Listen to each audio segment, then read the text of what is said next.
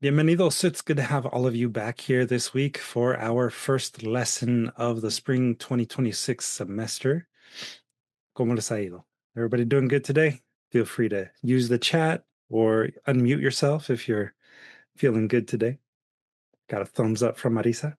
For anybody joining in on the either Instagram Live or on our YouTube Live, you can also use the chat there to ask questions, say hi, whatever the case might be.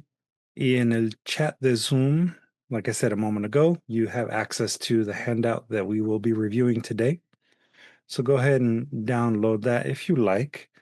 If you don't have the ability to download it at the moment, that is okay, because I will be sharing my screen here and everyone will be able to see, I hope, the handout that we are reviewing today.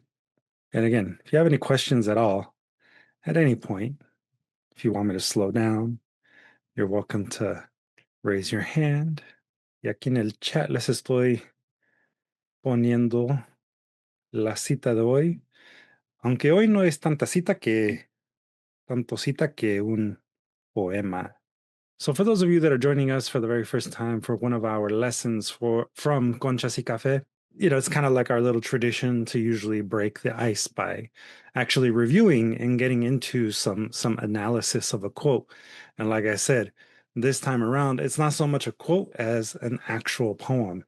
Y para empezar, pues les quiero felicitar, or maybe not congratulate is the right word, but I'd like to wish all of you a happy Black History Month.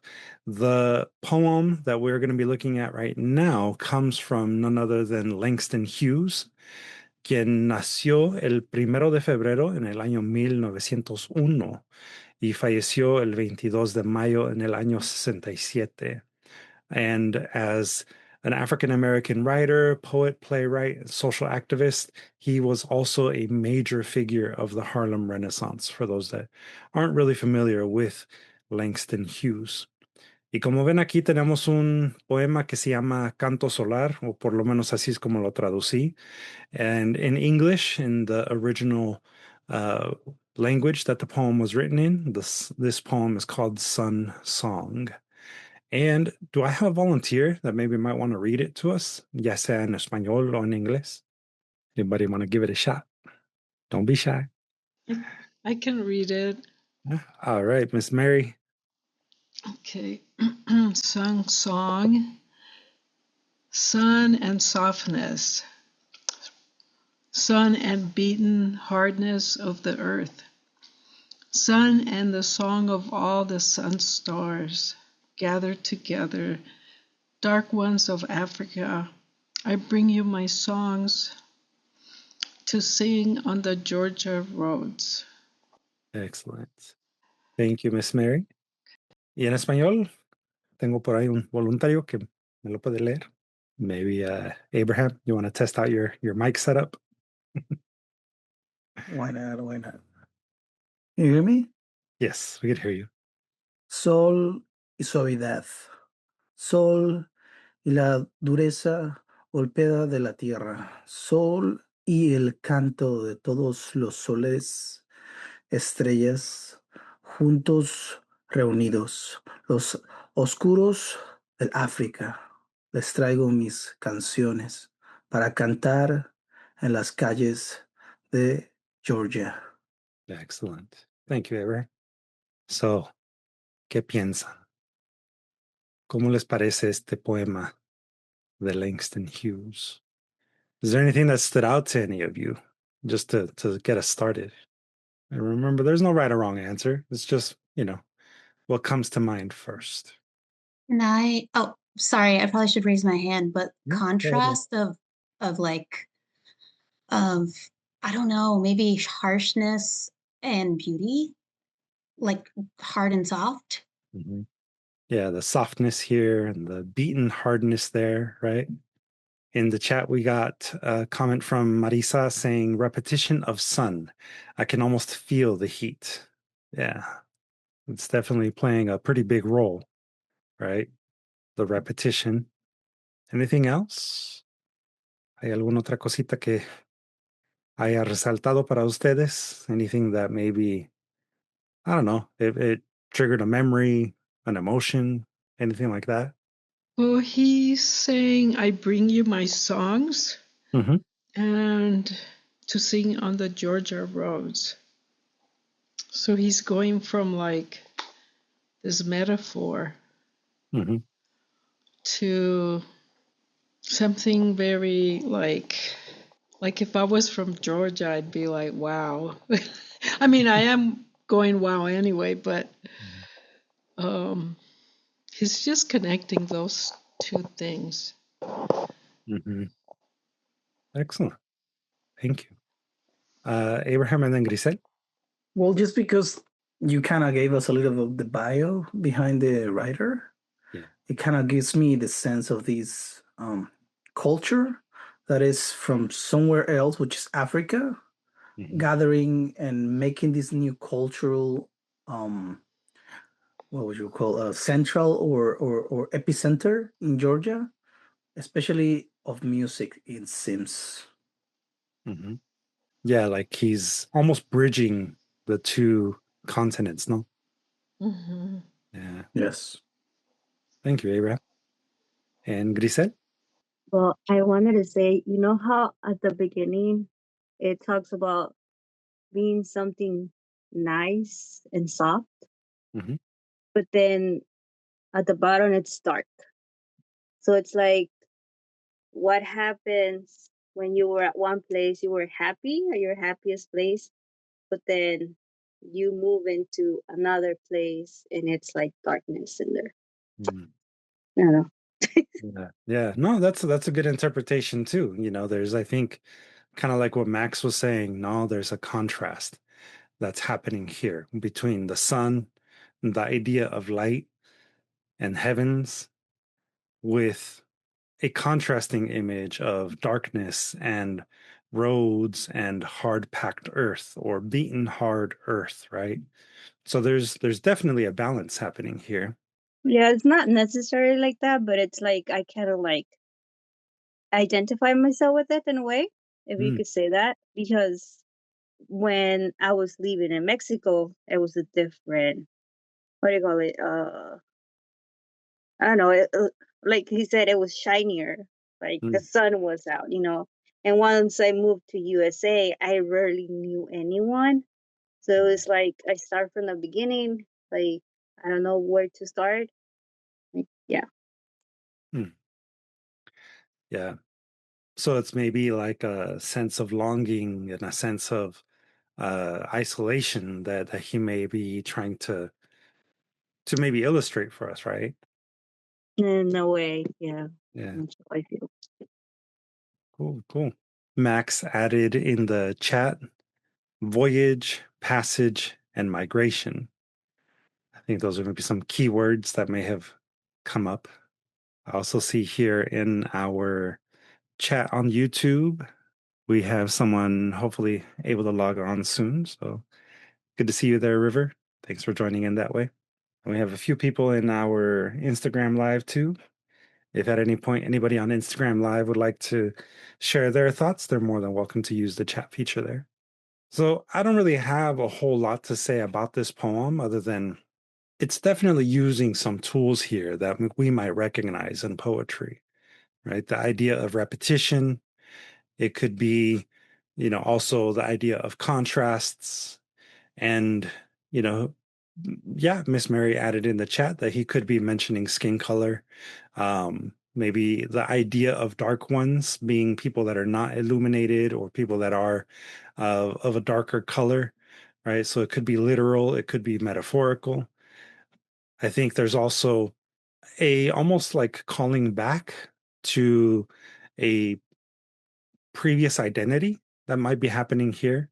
There's, I think, an idea of light and dark and both of them being equal that we may not necessarily see reflected in how we're interpreting the poem. Right? There's nothing that says that the sun is better than the dark ones, or that this gathering is a gathering of anything other than, you know, just people or the suns, right?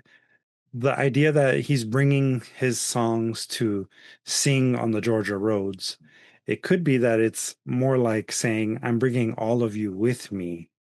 You know, my ancestors, I'm bringing you all with me, along with the sun and the experience that we all have had under the same sun and all the suns past. You know, I suspect that that is what this song, this sun song, is really about. You know, it's about invoking the passage of time, right? Because there was once maybe a soft sun, then there was a hard sun, and then all of the suns gathered together. That's kind of how I might interpret this. You know, it could be an allusion to slavery, as Grisel put in the chat. And I think that it's not necessarily a bad contrast, right? There's nothing to me that indicates that this contrast between the dark ones and the sun is a negative thing. I really do think that this is about ancestry and how all of these things are carried with us and we bring them to wherever we are. At least that's how I'm interpreting this, right? And like I said, there's no right or wrong way to interpret this. Does anyone else have any other additional thoughts about this particular poem or this little piece that we're looking at right now?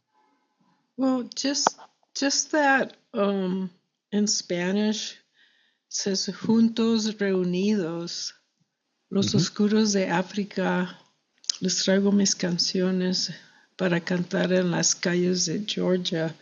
For some reason, it was the words gathered together kind of passed me by, but when I read Juntos Reunidos, it just really struck me as what you just said about the ancestors and uniting. Yeah, that's weird that in Spanish I would get the meaning of that. Yeah. I wouldn't call that necessarily weird. I would say that it's maybe because, you know, Spanish, just like for me, it's my first language. It's the language that I grew up with. Maybe it's just resonating with you in a different way because it's the first contact that we have, right? It's the first thing that really speaks to a different part of our brain. Right. And maybe it's also speaking to a different part of our ancestry, no? Yeah. Yeah. Beautiful. Yeah, I think it's a great little short piece here by Langston Hughes, and there's a lot of ways in which we can interpret this. And I felt like in looking at it, you know, it really ties in well with our theme, which is de aquí allá, from here there. And this semester of Conchas y Café, we're going to be looking at a lot of different ways in which we can talk about the concepts of here and there. And I'm going to present to you a quick little exercise that I actually did with Max at the end of the orientation last week, where I asked that, you know, we create a list of things that pop into our mind when we think about what these terms mean to us. So it can be in the chat, it can be, you know, wherever you are now on a piece of paper, on your phone, but write a little list of words that come to your mind when we say here, right? What does it mean to be from here? ¿Qué significa el ser de aquí para ustedes? Y como digo, puede ser una lista de palabras, una lista de frases. Pueden usar el chat para anotarlos, pensamientos que corren por su mente. I do recommend, however, that wherever you decide to write this, that you hold on to it, because this might help you for your homework later. So again, what does it mean to be from here? ¿Qué significa el ser de aquí? Y ahí se los estoy poniendo en el chat para que tengan la pregunta, just in case you want it there. And remember, you don't have to put too much thought into it right now. Just the first things that pop into your mind. All right. We have a nice little list of words from Karaski, I guess. Birth, growth, pride, evolved. Grisel, algo similar. Nacer, vivir, crecer, pertenecer, nativo. Good, good. Thank you for sharing in the chat. Thank you, Abraham. Abraham added, it means made in, at the moment, and geographic and social specific. All right. Thank you for getting a little more technical on that one. Those are good things to consider too, no? I'm sure a lot of you might have already anticipated it, but we have a follow-up question to that. Así que aquí se los pongo en el chat de una vez. And the same thing goes. You can add your responses in the chat, but definitely write them down. Miss Mary wrote, immigrants with paper belonging del otro lado. And of course, the follow-up question to what does it mean to be from here? What does it mean to be from there? ¿Qué significa el ser de allá? Abraham also added past and away. Not passed away, como difunto. Two separate words. All right, we got some more in the chat here. We got far away, longing, and outcast. Those are good words. Miss Mary added the stranger or different. El ser de allá. Good, good. Obviously, this all can have also political implications, right? Las connotaciones políticas aquí obviamente van a surgir hoy en día, given our historical context that we're doing this in. Miss Mary writes, soy de allá.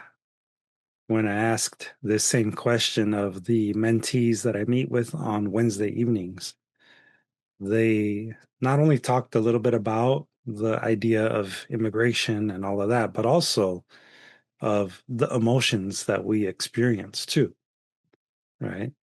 So something can be from the here and now, so from a temporal place, and something can be from a past, right? Or a there, or a back then. So we can think of these things as temporal places too. Grisel wrote home base or raised. Good. XYZ. A ver, explícame eso, Abraham. Para ti, ¿qué significa? Graph. It's a graph. Ah, Yeah. okay. And you can have time as well. So you have the location in terms of geography as well as time. Yeah. That's You good. went to math thingy. Why you have to use a graph? I'm trying to forget about math. We're doing homework, I see. Well, you know, math is its own language. That's And it comes from life, right? So this is kind of where you stand at a certain place, right? And that's kind of the question, right? mhm. Exactly. Math is forever. Yeah. Math is Nerds. Who are nerds? You are. You're the one coming up with the graphing thing. now. No name calling. Yeah. But I think that it is, you know, accurate to say that it does come from lived experiences, right? Math, language. Miss Mary added in the chat in the blink of an eye as an idea or a term that came up.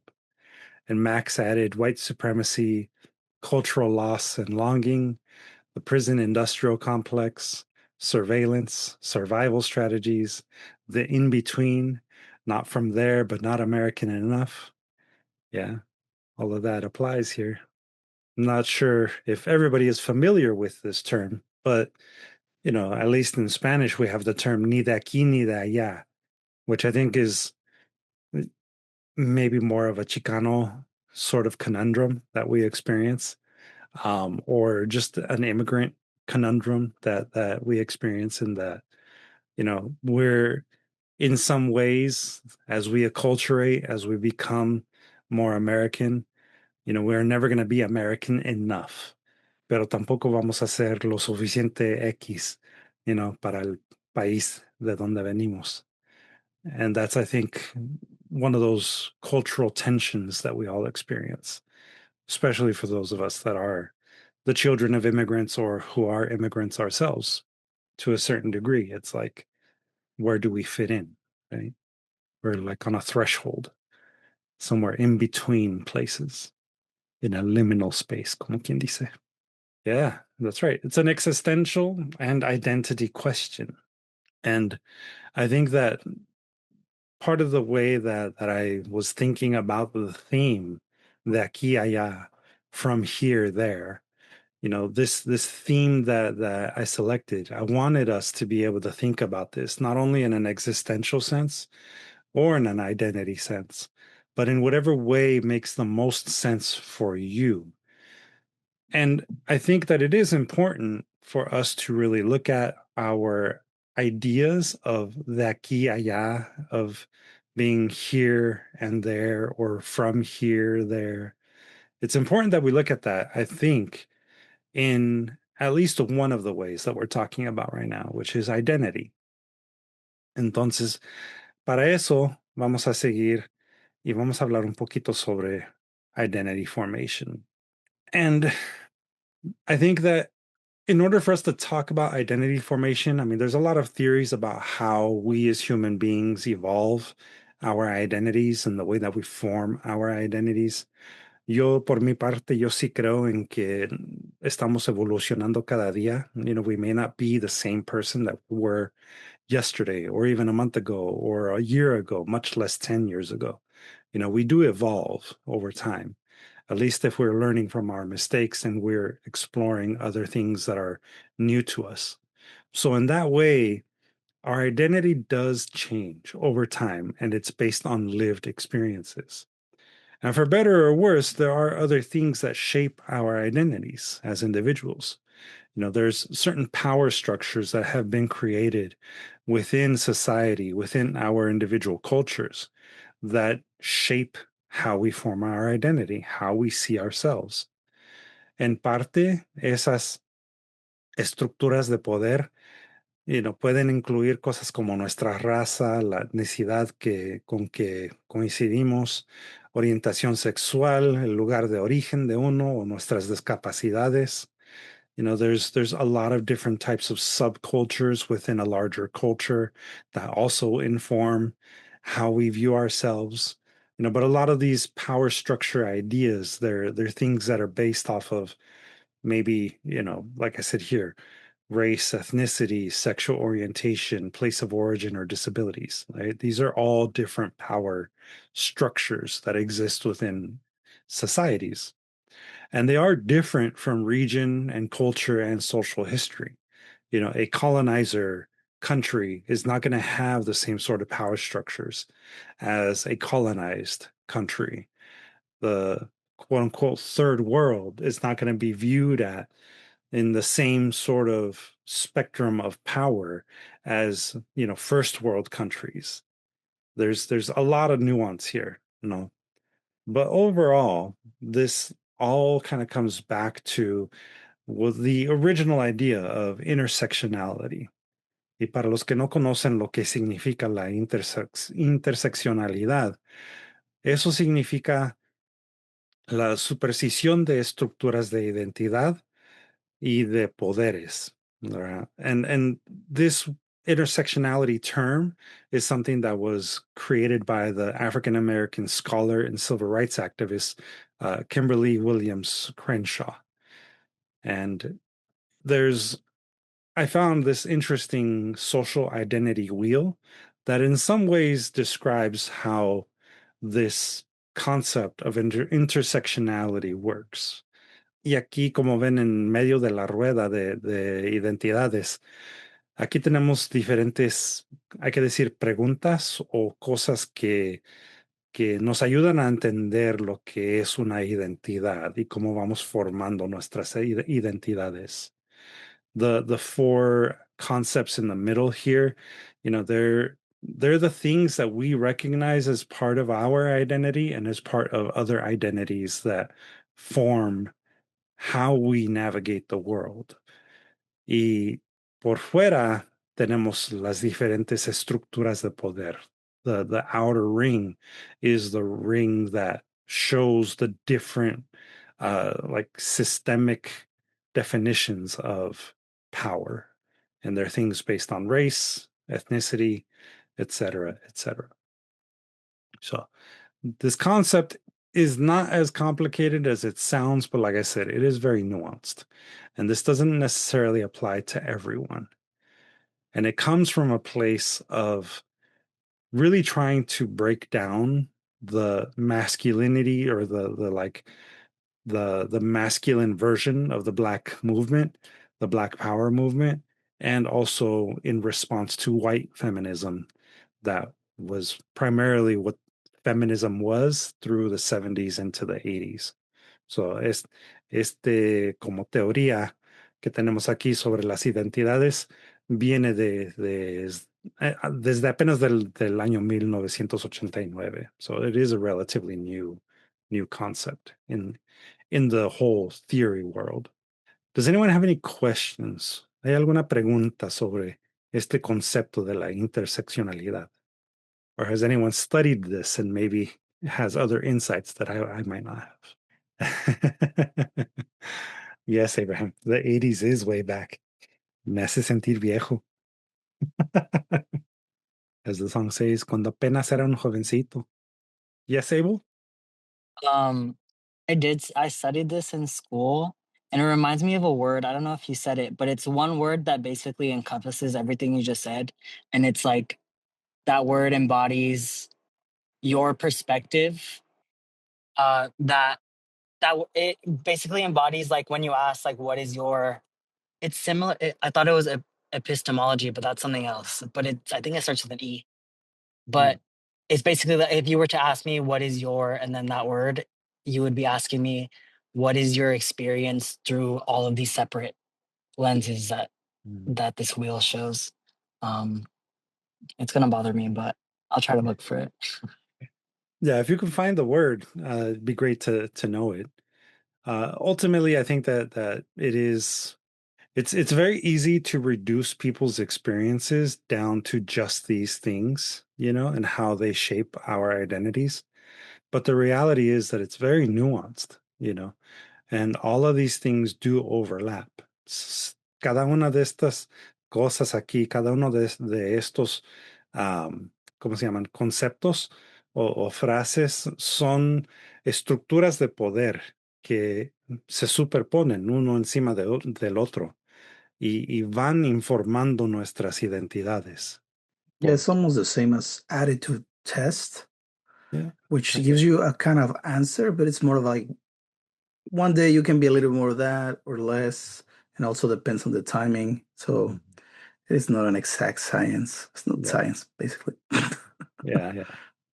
And it's true as Max pointed out in the chat, that intersectionality can help us see how sometimes we may be oppressed, but we can also be the oppressor at the same time, based on the different privileges that we all hold. Because ultimately, all of us have something that maybe another person may not have, right? I am full, like I can have the all five senses, sight, smell, touch, etc. Whereas another person may not, right? They may be missing one of them. Doesn't make them any less than me. It doesn't make me any better than them, but it does mean I do have a certain privilege that they do not. The same way that as a man, as a hetero man, I see the world in a particular way that I could never really understand fully from another perspective. That's why it's really important for me as a person to be open to hearing those stories. It's really important for me as an individual to recognize that I hold space and I must also give space, right? So yeah, thank you for adding that in the chat, Max. Marisa added, definitely studied a whole lot. I did research on eldest Latina daughters and seeing the intersection of being a woman, Latina, and the eldest, and that becoming a distinct identity. Yeah. Yeah. There's that that whole like idea of a first child complex, that is unique to the eldest child in any family. And then you add on top of that, right, race and identity and uh, all of these other things that we have here, they inform who we are. Technically, it's a social science. Yeah. Yeah, this is definitely part of the social sciences. It's not a complete science, like, something that we test over time in that way. Uh, thank you for clarifying the question in the chat, Abel. Yeah, the results are hard to replicate, but totally different topic. Yeah. Yeah. Sciences are more about replicating results, whereas this is about understanding social structures. So that's, I think, where the idea of this being a social science comes in. And again, this is not a perfect way of describing people's experiences. This has its flaws. It has its pitfalls. Como digo, esto es algo que por lo menos para nosotros nos puede ayudar a identificar cómo vamos formando nuestras identidades y también cómo vamos por lo menos abriéndonos a diferentes posibilidades dentro de este mundo. That's I think where it's really important, to understand that we are limited by our personal experiences, and therefore we should actively look to understand other people's experiences. And I guess that does bring me to my follow-up questions for you, right? So what can we do with our understanding of who we are? What can we do with our understanding of our own histories? ¿Verdad? Con tal que reconocemos que necesitamos que abrirnos a nuevas experiencias. Al hacer eso nos vamos conociendo uno mismo, ¿verdad? Cada quien se va conociendo uno mismo más. Y entonces, ¿qué es lo que podemos lograr con este nuevo entendimiento sobre quiénes somos? ¿Qué logramos hacer con nuestro entendimiento de nuestras historias? Because we really do have to be students of history in order to understand who we are and where we come from. What, for those of you in the Zoom now, what is something that you feel you can do as an individual to, I guess, better understand who you are? Excellent. Thank you, Max. We can learn our counter histories and those of other historically marginalized groups. Yeah, absolutely. Anything else? Does anything else come to mind for people? I mean, I guess in some ways, what I'm asking all of you is to think about this idea of activism. What does that actually look like? Thank you, Marisa, for adding. We can listen to elders. Yeah. I think that that's a way in which we can practice a form of activism, right? Is listening to others, listening to the stories of marginalized communities, listening to our own elders. Thank you for adding the word here, Abel. Abel wrote in the chat, I think maybe the word is epistemology, except it means that our knowledge of the world is informed by all those intersectional identities. Yeah, sure. Abraham, yeah. We could take a DNA test if it wasn't used by evil companies.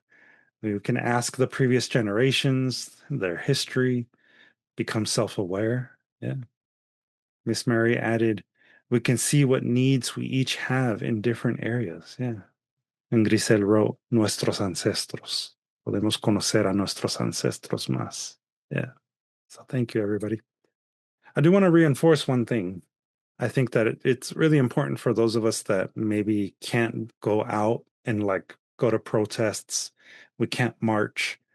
There's other ways in which we can be activists. And I do sincerely believe that all of us as artists, we are activists in our own right. By simply telling our own stories, we have the power to change people's perceptions about our community because they get to see that we're all different. We're not the same. We're not a monolith group. ¿Verdad? Todos tenemos diferentes ideas sobre lo que es la familia, sobre lo que es el amor. pero lo que tenemos en común también es importante contar. Y como artistas, como poetas, tenemos ese poder ese superpoder de poder crear nuevos mundos para gente que quizá no conoce nuestro mundo. And it is important, as Max points out, to embark on our own healing journeys and to be of service to others in our communities. And yes, deprogram ourselves, right? The Eurocentric ideas of what art is are not permanent. They're not there forever, right? Things evolve, things change, just like we do. So that's my little soapbox for today. Let's get into some techniques for telling our stories. I did mention in our orientation last week that there's certain vocabulary words that we do use periodically through the class. Y aquí les quiero presentar el concepto de anáfora. Para ustedes que quizá no lo conocen, anáfora viene de una palabra griega que significa cargar de regreso. Anaphora has Greek as its root language, and it means, at least in Greek, carrying back. Specifically, the definition, como ven aquí, es la repetición de una secuencia de palabras al inicio de cláusulas, frases o renglones cercanas, así creando énfasis o ritmo. And anaphora, that's the key thing to remember. Anaphora is the repetition of words or phrases at the beginning of neighboring clauses, phrases, or lines of poetry. And what that does is it creates emphasis or rhythm. Y aquí, como ven, tenemos un ejemplo que viene directamente del poema de Langston Hughes. I think it was Marisa, if I remember correctly, who pointed out the repetition of the word sun and how that repetition made Marisa feel a sense of heat, a sense of warmth. That is one of the effects of anaphora.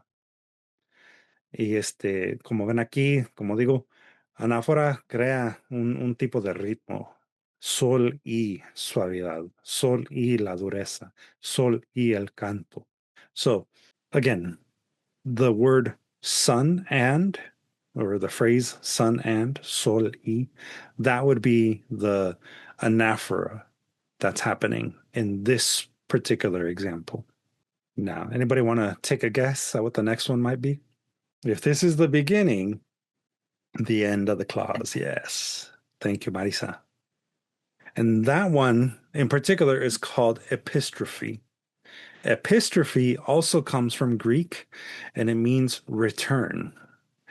En el griego antiguo, quizá todavía, epístrofe significa regresar. Y es igual como la anáfora, pero esta es la repetición de la misma palabra o palabras al fin de sucesivas frases, cláusulas, etc. So,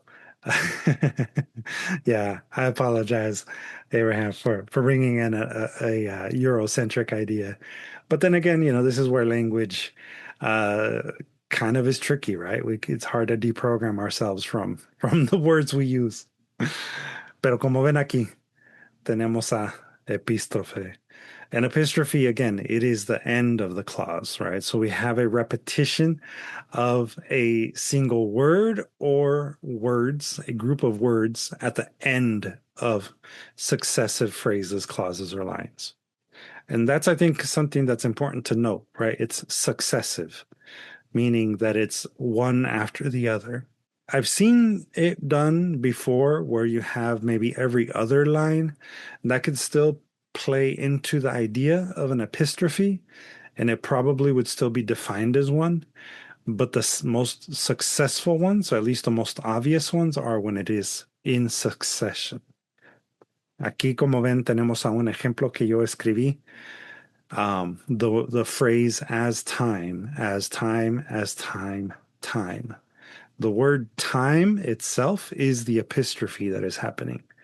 La palabra tiempo, en nuestro ejemplo que tenemos aquí, es específicamente la palabra que forma el epístrofe en este ejemplo. Yes, Abraham? I think we covered a little bit of this before, and then if I remember correctly, it has to be a couple of times in order to actually work. It's like the Minuto song with Ricardo Arjona that we covered. Mm-hmm. It definitely creates that kind of sequence, right? Otherwise, you lose it and too far away from the other one. Right. And that's again, one of the keys to this technique is that it has to be in successive lines or phrases. Y esto es algo que también se puede usar en prosa. It doesn't have to be just in poetry. This is a technique, it's a rhetorical device that works in regular prose language. If you're writing a speech, you can use this technique to again add emphasis and to create a sense of rhythm. En uno de los ejemplos que encontré, like the idea, I have a dream. Or I'm sorry, the speech by MLK, I have a dream. That is a phrase that is repeated in, I believe, the first couple of sentences. Or towards the end. I can't remember exactly off the top of my head at the moment. Pero sí, esa es una técnica retórica que se puede usar. Now, I'm curious to see if anybody knows, because even I had to look this up. But what do you call when you mix the two together, when you have both the beginning and the end that is being repeated? Does anyone have a guess? Oh, nadie se atreve? I would say an apostrophe. I don't know. I'm just kidding. That's good, especially when you consider that, anaphora in the Greek means carrying back, y epistrophe, regresar or return. That's pretty good. Apostrophe. Yeah. Those are good guesses. Those are good guesses. Believe it or not, it's something completely different.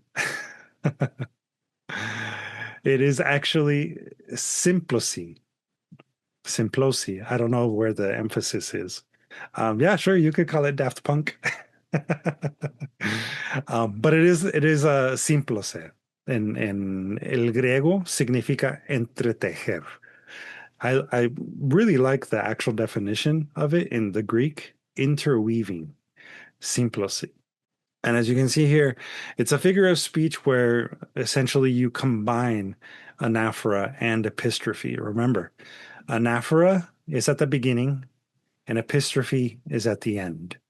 Y como ven aquí en este ejemplo que les escribí, it's really just using this sort of sequence, where you have both at the beginning of words or phrases or lines a similar sound, at least in my examples that I put here, and then at the end it's the word, ¿verdad? So the prefix trans in this particular case, el prefijo trans, en este caso en español, igual como en el inglés. Ese es el anáfora que está pasando, que está ocurriendo en este ejemplo, y el epístrofe viene de la palabra tiempo, la repetición de tiempo. So now we have, again, Symploce.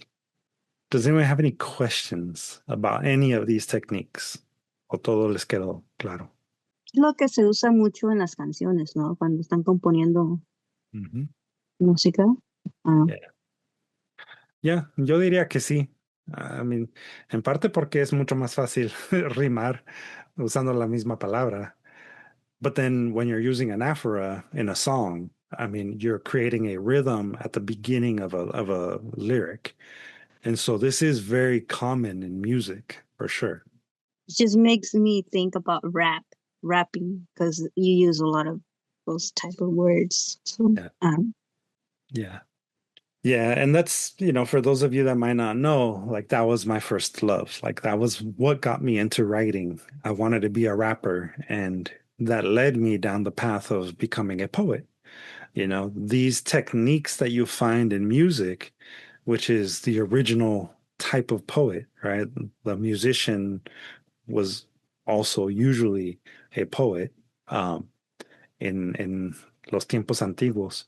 So, these things do obviously have a place in our life every day. We hear them all the time. If we hear music every day, you're probably experiencing these techniques every day, sin saberlo. I do have an example of all of these things in action. It's a little bit on the longer side, but it's not super long. It's a single page, but I did have to make one because I couldn't find one pre-made. Así que it's kind of rare that I share one of my poems with all of you as part of the lessons, pero pues ni modo. I had to create something because people don't actually use these techniques a lot in poetry, believe it or not, especially all combined. I obviously I wrote it, and I've been talking this whole time, so I'd like to give you a chance to read it. I will warn you right now, though, the poem is bilingual. Así que, yeah. Do I have a volunteer that might want to give it a try? Like I said, there's words in here that are intermixed English and Spanish. Y como ven aquí en el español, cuando lo traducí las palabras, las frases que están en español, en el inglés, lo traducí en inglés, en la versión en español. So it code switches no matter which one you decide to read. Yeah, exactly. So does anybody want to give them a shot? Again, I'll open up for volunteers first, then I might start calling on people. I could do Spanish. Mm-hmm. Okay. So, Grisel, cualquiera de los dos. Híjoles, ¿cómo le hago esto? Okay. Let's see. I don't know where to start. Well, if you want to do the one that's most Spanish, sería este lado. Right? Okay. Transportado, transnacional, transocurrido, sin frontera, mímele, por ser de algo, de nada, de todo, y de las cosas intermediarias, of earth and air, blessed water, hecho por Chalchihuitliqui and the cob of corn, atado entre hojas, para eventualmente ser liberado, transportado, transnacional, transocurrido, como el tiempo sucede para soles, como el tiempo pasa para unos, como el tiempo cooks bones, tiempo sorbiendo the bloods of cotton, pulque and peacocks hacking sangres reales, dusted and candid, sweet bloods habitando todos lugares en este país. For my settlements, testaments without borders, from there, here, of here, there, but always the there, here within me, transportado, transnacional, transocurriendo. Excellent. Thank you, Grisel. I appreciate the going back and forth. A ver. ¿Hay alguien que me lo puede leer en the mostly English version? Anyone volunteer? A ver, con confianza. Let me see. I'm going to have to call on someone. May I ask, Marisa, do you mind sharing with us your interpretation of Canto a los Ancestros aquí, allá? Sure. Thank you. Transported, transnational, transhappened, border free, my Mali, of being of something, of nothing, of everything, and of the stuff in between, de tierra y aire, bendita agua, made by Chalchuitlique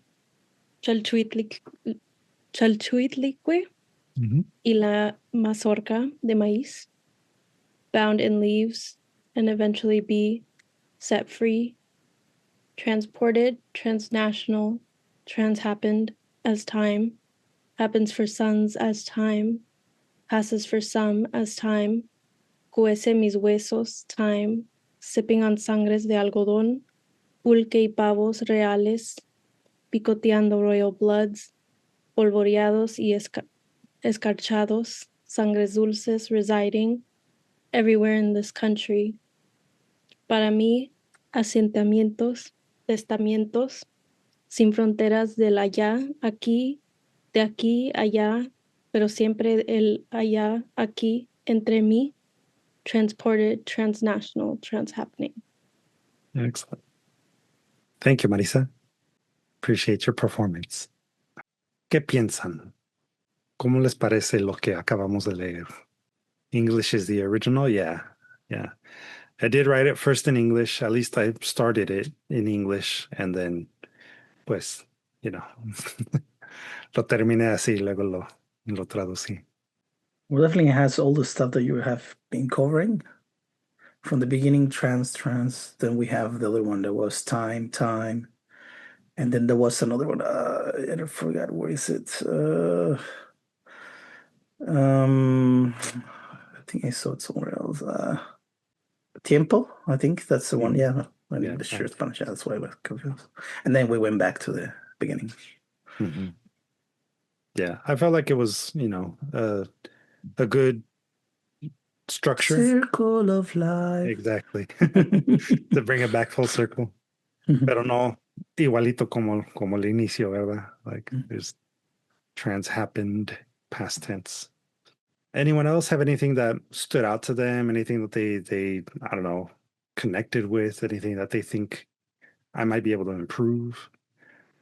I kind of want to ask Maritza and I think Lisa wrote the other one, how they felt when we're reading it, because it definitely has a different feeling than just, reading silently.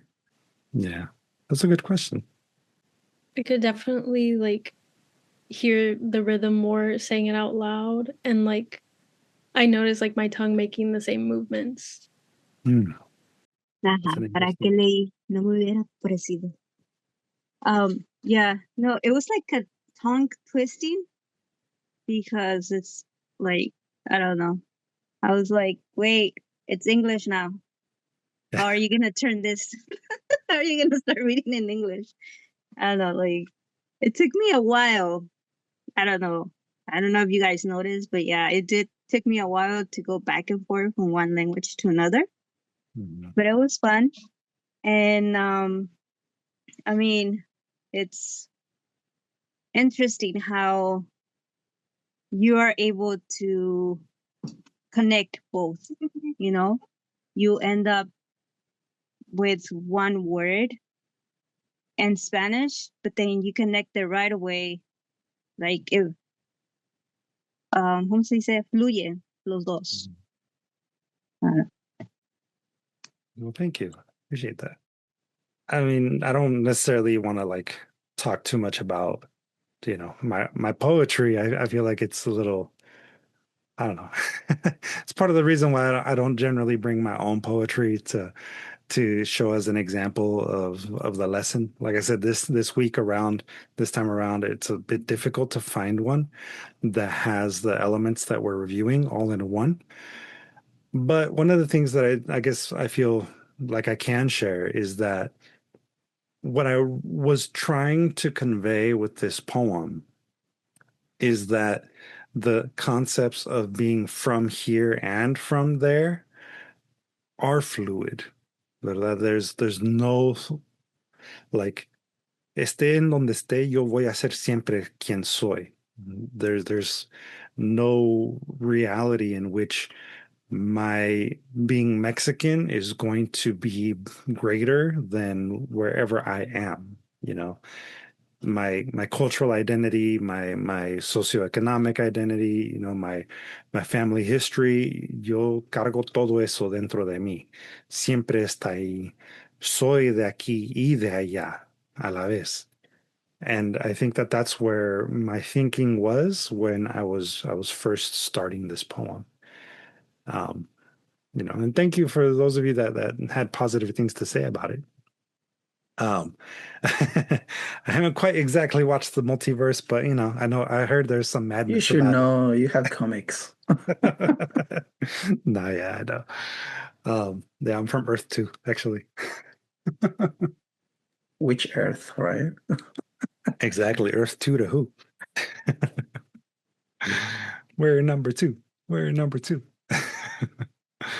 Pero yeah, I think that, I was, like I said, really trying to sit with this idea of de aquí, de allá.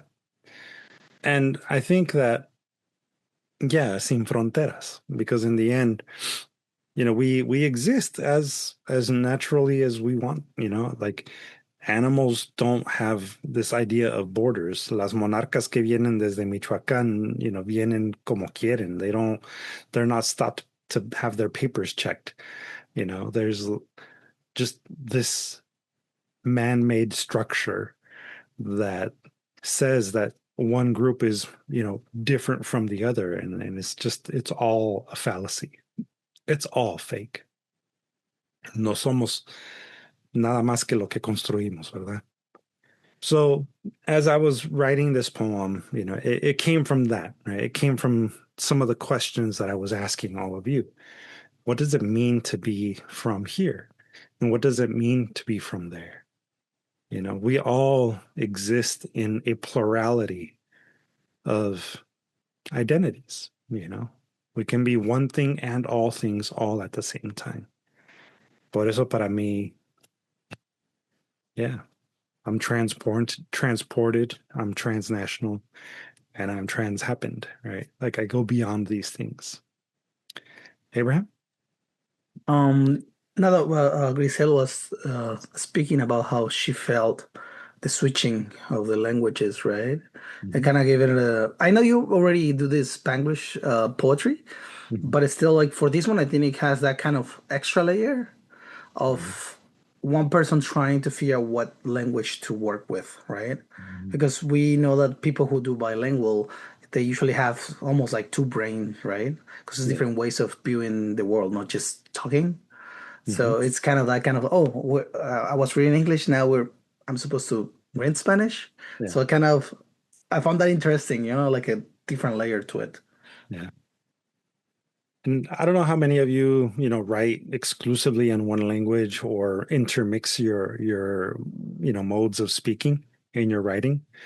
But I noticed something as I was doing the translation, because, Abraham is right. I did start the poem in English and I finished it in English, and then I translated it into Spanish.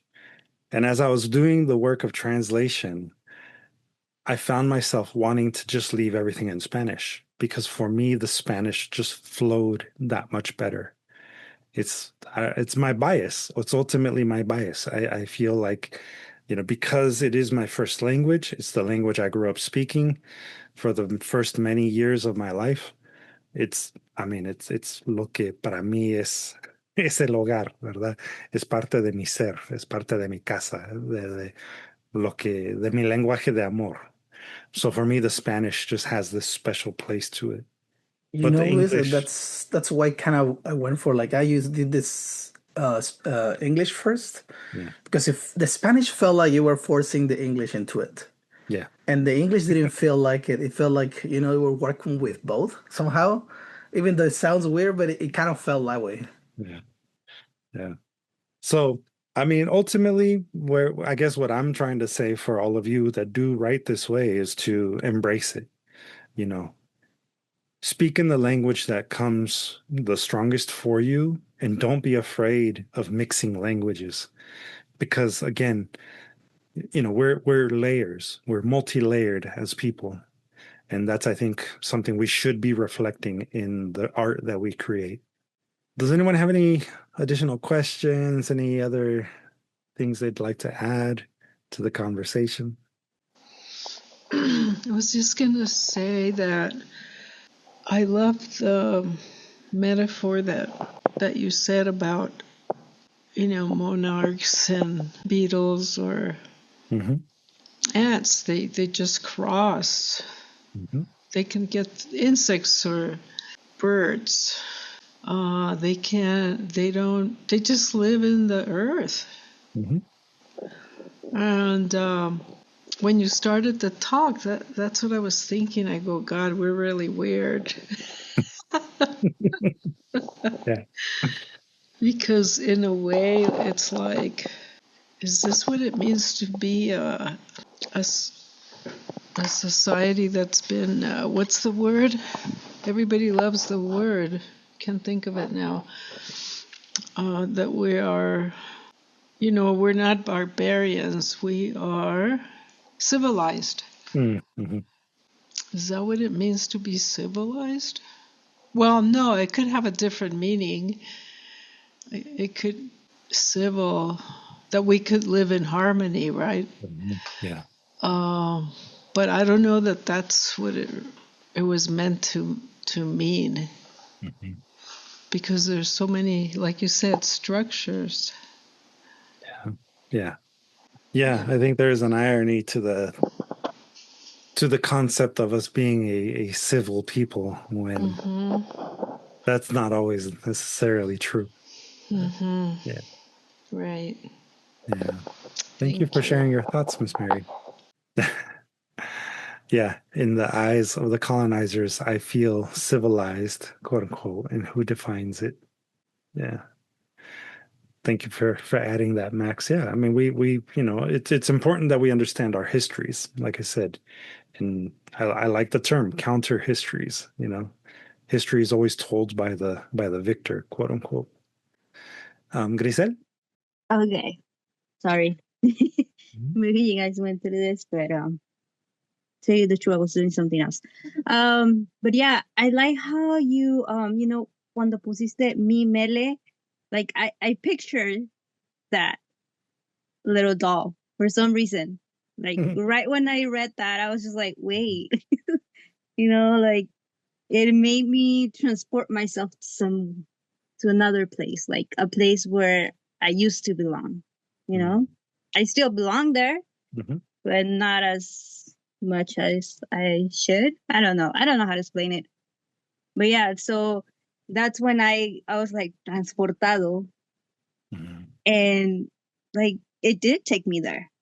So I'm like, it was really nice that I was able to identify myself with it in a way, or in a lot of ways, because you brought everything that has to do with my childhood. And so, yeah, I identify with it, and thank you. It's a beautiful poem. But yeah, even though I was kind of like, I don't know, allí me estaba enredando with English and Spanish, and I was just like, oh, but it's cool. Well, thank you. I appreciate the kind words, and I'm happy to hear that it resonated with you, because clearly there are certain things that we share culturally that I think it may resonate with a lot of people that grew up like us. I guess for the sake of time, I'll go ahead and share what the homework is for you. So, if you didn't already kind of guess, the homework is to use your choice of anaphora, epistrophe, or symploce within a poem that is your song to your ancestors. And that is kind of a wide definition of what ancestor is. Los ancestros pueden ser sus papás, sus antepasados, ¿verdad? Sus bisabuelos, como quieran ponerlo. It could also be the concept of your ancestors. It could be, the tribes that maybe existed within the region that you're originally from, or it could be the people of the continent that you come from. So it's open to you and how you interpret the idea of ancestors. Pero para su tarea, quiero que usen su preferencia de anáfora, epístrofe o símplose en un poema para crear un canto a sus ancestros. And again, to go back over one more time, the difference, right? Anaphora, remember, is at the beginning of neighboring lines or clauses. So son and. Epistrophe is at the end of successive lines as time is there.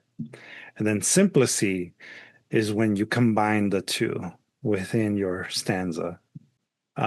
So those are the distinctions between the three. And Max wrote in the chat, when I was a kid visiting family in PR, I was playing with the neighbors' kids outside, and I said, I'm Puerto Rican. They all stopped in their tracks and said, no, you are American. and I was so confused, the pit in my stomach, still remembering it. And your work brought that back, but mixed with joy. Yeah. Thank you for sharing that experience, Max. I think that that's a very, very real and a very unfortunately common experience for a lot of kids that grow up in the US who identify as, you know, part of the country where their family is from. You know, those of us that are, first generation American, quote unquote, you know, I think that that's a common experience. That's where the ni de aquí ni de allá kind of mentality or phrase or theory comes from. But as we've been talking, it's all kind of a fallacy because in the reality of our world, we are who we are. We're going to always be whatever we identify with. Yeah. Does anyone have any questions about our homework? Yes. As Abraham says, lots of times people assign the where instead of letting people tell them. Yeah. There's a lot of assumptions that especially children make. It's just part of being a child. Especially, have you heard the one that people answer and they say, "Oh, but where are your parents from?" Yeah. That's a really typical one. Yeah. Yeah. Miss Mary wrote invisibility.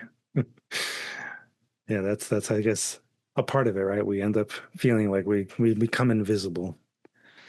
To answer the question in the chat, for the homework, if you want to share it either as a Google Doc or as a Microsoft Office document or even as a Pages doc, just remember that it needs to be sent to us as either a .doc format file or a .pdf file.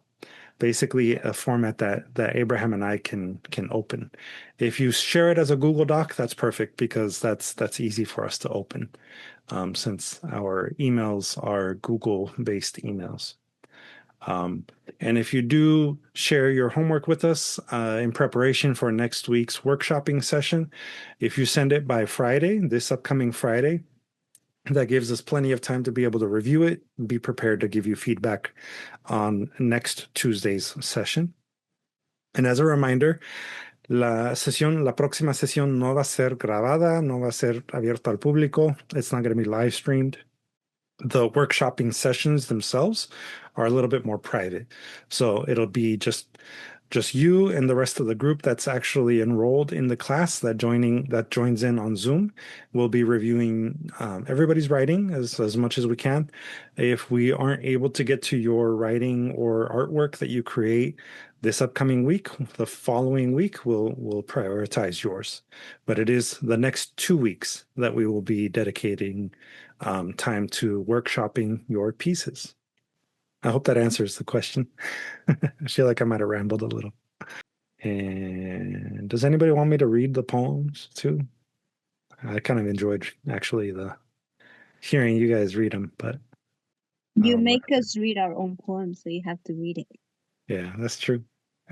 I do make you all read your own, so I will not. I will follow the rules as well. So, canto a los ancestros aquí, allá, allá, aquí.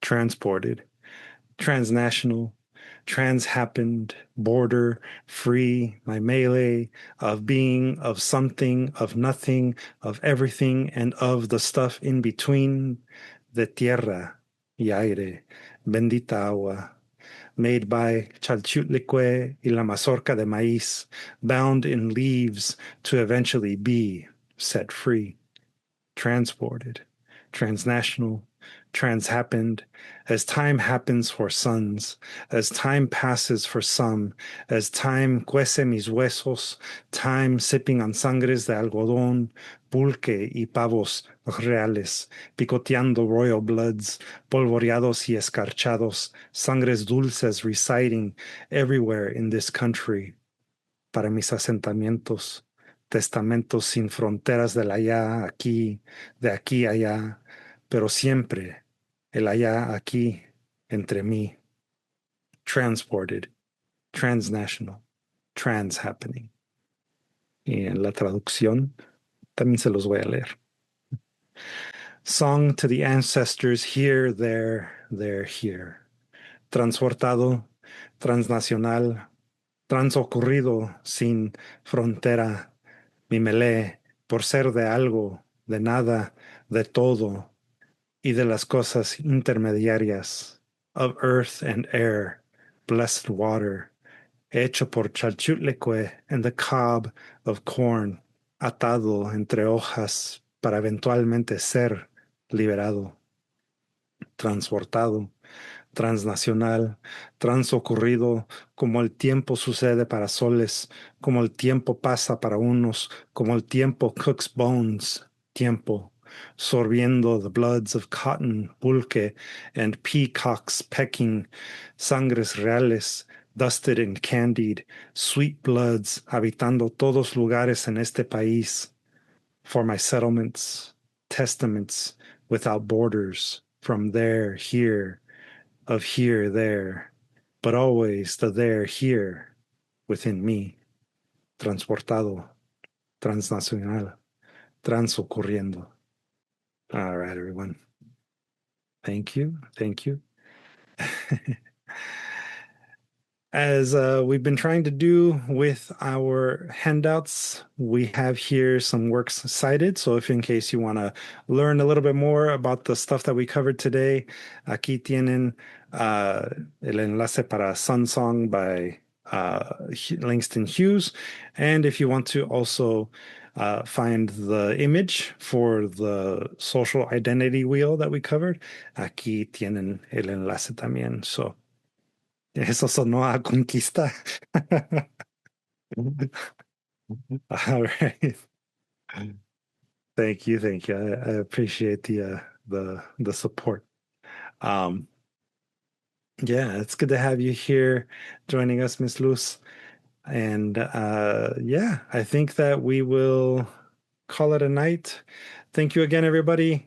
I look forward to seeing your homeworks this upcoming week. Nos vemos el próximo martes. Have a good week, everybody. Bye.